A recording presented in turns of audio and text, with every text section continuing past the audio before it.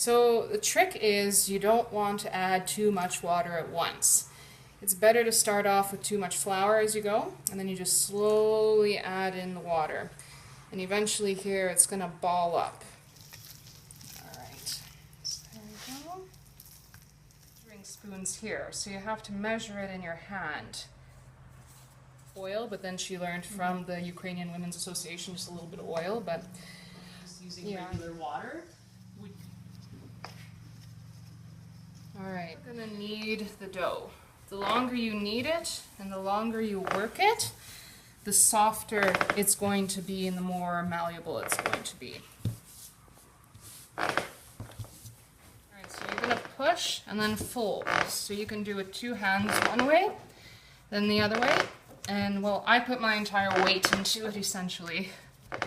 Feel that the dough is silky and has no more lumps in it. All you do is you make it into a ball. Then take a cloth and you cover it and let it sit for about 20 minutes to half an hour.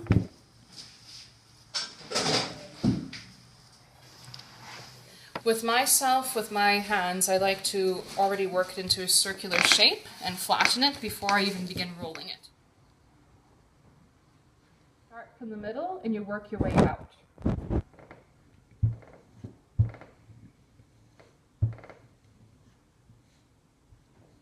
So this here is about the perfect thickness.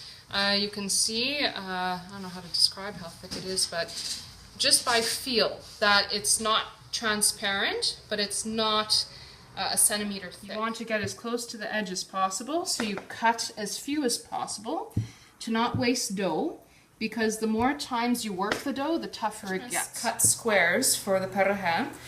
And you don't want to press too hard. In this case we have oilcloth or else you'll cut through. But you want to make, squares about the same size as we were cutting the circle shapes for the other perihan previously.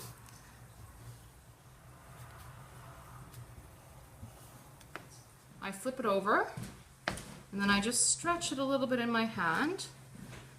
And then I put it on my hand like here, and then you could take a little bit of filling either with your fingers or with a spoon, and I like to make a little bit of a ball, and it should just fit in the center like this.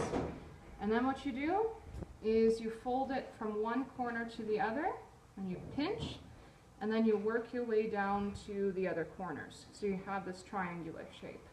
And you want to make sure that it's completely sealed. You should not see two pieces of dough at the edge. Side and flip it, and then again side here up and you flip it, and then again you take your filling and you ball it, but this time you create a semicircle.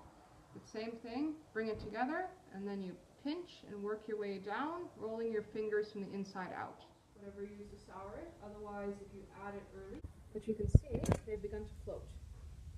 So give it just one more minute just to make sure that